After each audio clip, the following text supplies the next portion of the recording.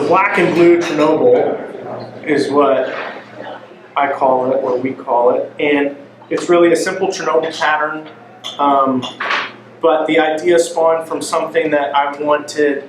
I'm sure you guys are familiar with the chubby Chernobyl and the winged Chernobyl, like the Willie's ant and things like that, which is a great pattern. It's very utilitarian in the aspect that, you know, it serves the purpose of a stonefly or a hopper or something like that on the water surface. But as the years have progressed, I've seen a lot of people start shying away from the chubby Chernobyl or the winged Chernobyls because we're finding that I think the wing can be too obtrusive now. The big bright white wing that we all love because it helps the fly land correctly and it's also highly visible. So it's interesting, you'll see like in our fly shop, and we live like in the mecca of cutthroat fishing where fish will eat anything during certain times of the year because they're cutthroats and they love dries, but you'll see like early in the season, like May and June, beginning the salmon flies and stuff, it's like guys are grabbing chubby Chernobyls by like the bucket full. And then by August, it's like I can't even give them away. And a lot of guys have started going back towards a non-winged, very traditional Chernobyl style pattern. So what I did was I wanted something that was winged because a lot of the times, you know, when you do fish a large Chernobyl, they land on their head and you sort of have to skate them or pump them and then they turn back over. And sometimes, you know, we all need something a little bit extra to see. So I just blended two pieces of fiber in black and blue for the wing that is, I feel like, less obtrusive and it's contrasting so people can see it a little bit better. And I know a lot of the times we've all moved to a lot of like the sexy floss legs from Montana Fly Company. It's really close, sorry. I'm not used to doing this with a camera. And the reason why is they're UV resistant and they're rot resistant and they can withstand higher temperature changes than per se like regular rubber. 100% silicone works really well too, but these things, they come in a multitude of different colors and combinations. They're sort of pre-crinkled. You can use it to wind bodies or segment bodies on, you know, large nips or stoneflies. You can use it on saltwater patterns. It's a pretty cool product out there. I know I rarely tie with 100% rubber anymore because this stuff just isn't as durable. You can look like on any of the south-facing fly bins in our fly shop, and a lot of those Chernobyls, we call them Lieutenant Dans, the ones that lose their legs. So, so a lot of the times I'll actually have flies custom tied with these UV sexy floss legs because of that, because I know that they can sit and bend longer, and they can sit in your fly box longer because the rubber legs aren't going to rot off. But this is just 6/0 or 70 denier tan thread. I'll start a little bit. Start my thread here, create a thread base. Trim off my excess.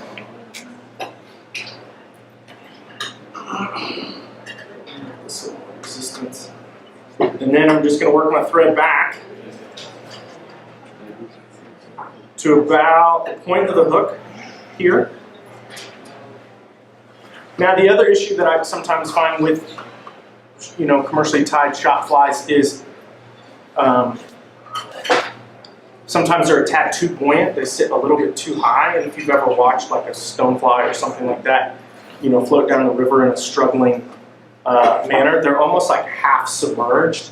So sometimes I tie a fly called a wide load, which is I tie a 6mm foam that I get at the craft store that you can like use as an indicator basically.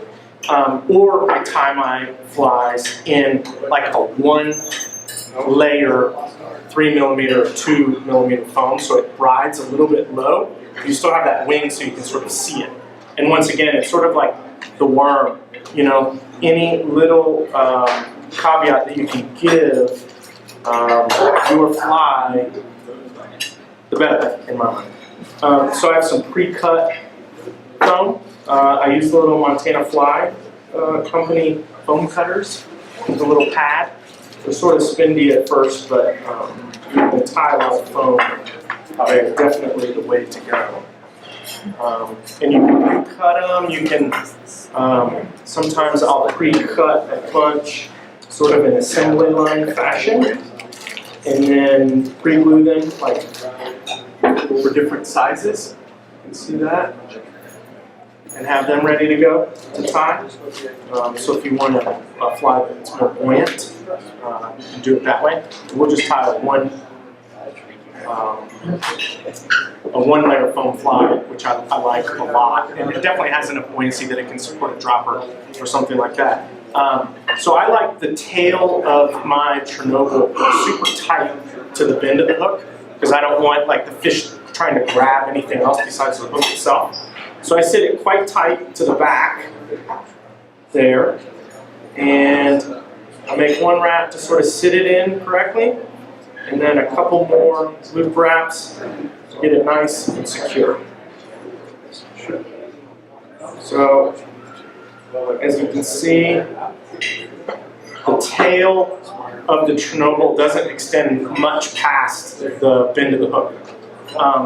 And then I'm going to grab one of these sexy floss legs, and I'm going to tie these in a very simple Madam X style.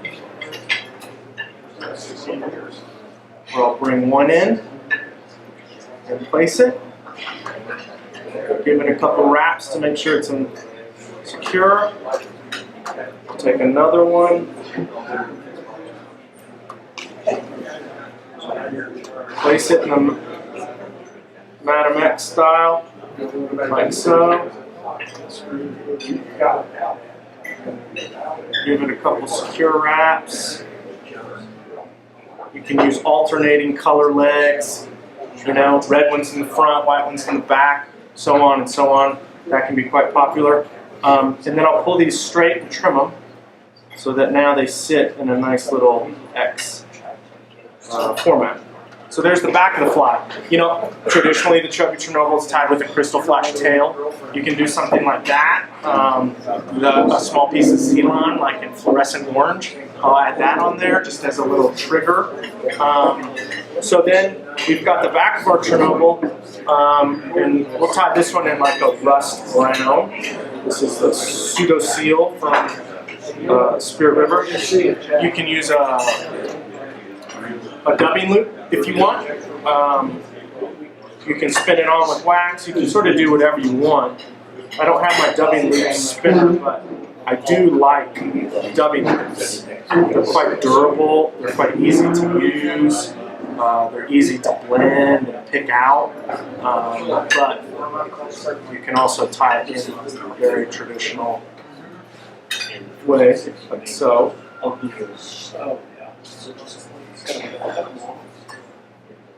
So sort of taper it here. Again, pull everything back and start building the body of the Chernobyl. I'm going to add a little bit more here.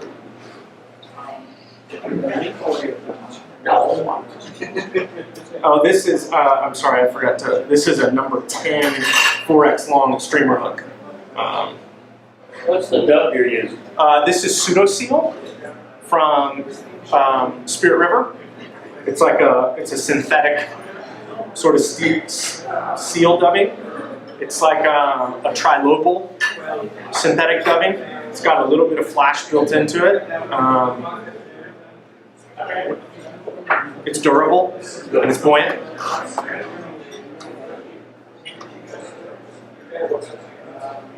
So sort of finish that. You know, you can add a hackle. I usually don't. I usually want it pretty short and simple and effective. I want with limited steps. So we've got our duct body. We'll finish the front, where I'm going to sit the foam back down. Usually here, I'll cheat back a little bit on the W as well. So I have some room for the wing, indicator foam, and the legs and whatnot. So I'll pinch my foam down, I'll give it one wrap, and then I'll give it a couple more loop wraps just to secure it, like so. Straighten it up.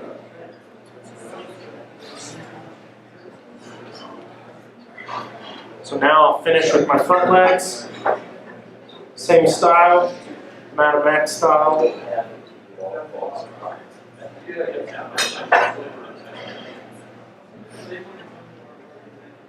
One on the front, one on the back.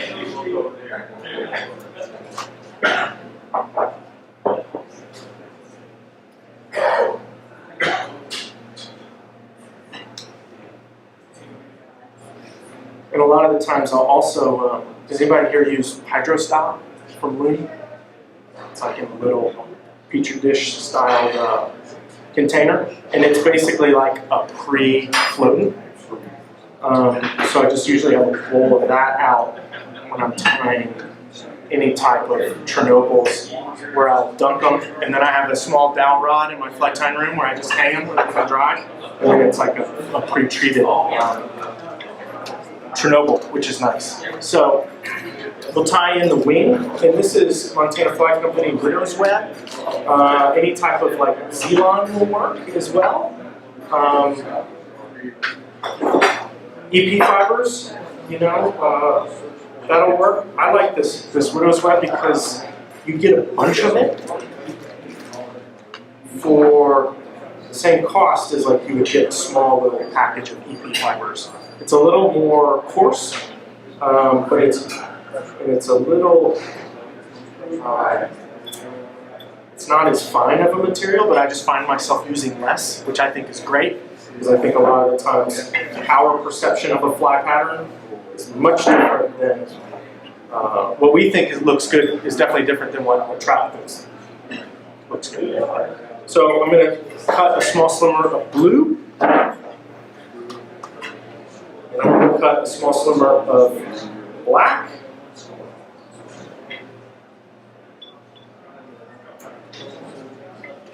So two contrasting colors, like so. And I tie these in just like the legs in a Madam X style, but on the top of the fly. So I'll make sure all this excess is out of the way. So I just bring my thread over and I tighten it down and I sit it right where I want.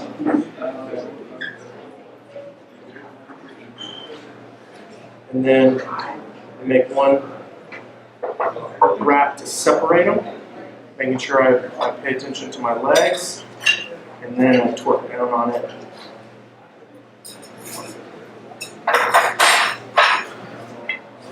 Make sure it's secure. A couple more wraps on the front. Make sure it lays back. And then I trim that usually about a tad in front of the back of the fly. I've trimmed enough too short in my days to know that I always can cut a little bit more off than add.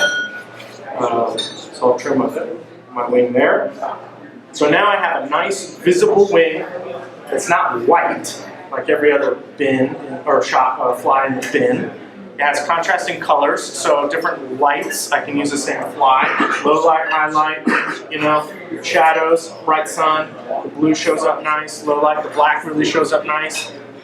You can use whatever you want. I usually stay away from like the super high vis stuff like the fluorescent orange, but you could try that. If you wanted to, you can add a piece of indicator foam on the end. This is just like 1 millimeter or half millimeter.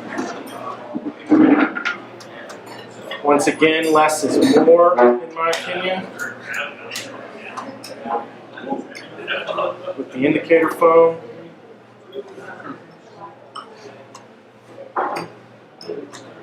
Tie it in like so.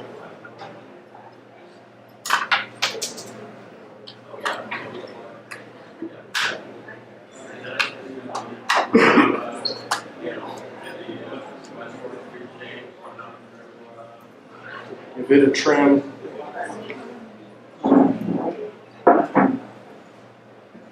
And then I'll pull the remaining foam on the front and the back, create my thread head,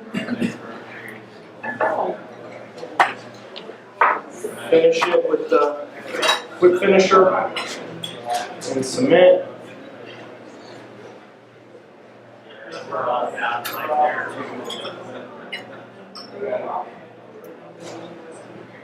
And then you can trim the front of it square. You can round it, you can pull it, hit it, you can do it however you like.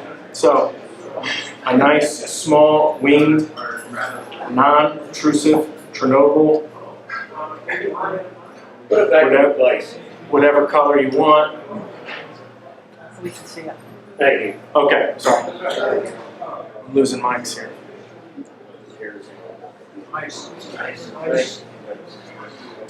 So, yeah, pretty simple. You can add another layer of foam if you want it to be bigger or more buoyant. You can change the colors of the dubbing. Sometimes, like, I'll do a hot spot where I'll do a natural, bright natural, something that's gives it some contrast and segmentation, anything like that. But, you know, a lot of the times I think, especially in the Jackson Hole area, we fish a lot of hoppers and things like that during terrestrial season, and we think the fish are eating those hoppers for hoppers, when I think that they're really eating them for stoneflies. If you turn over a stonefly and a Schroeder's hopper with that wing, there's nothing more similar out there in the world than that comparison. When you start looking at some of the bigger Chernobyls, they get a little bit bulbous and a little bit garish, sort of, in my opinion. But, you know, if you're fishing, if you want to fish a big one in high water or something that's dirty, add some flash, add a big hackle, add to its buoyancy, add to its ability. Use like ice dub or UV ice dub that has like a flash material or mylar blended into it. But yeah, so those are some of my favorites and some patterns that I'm definitely not going to take credit for, but maybe the tweaks of a new twist on an old favorite. I'll take that. So yeah, thanks. Yeah.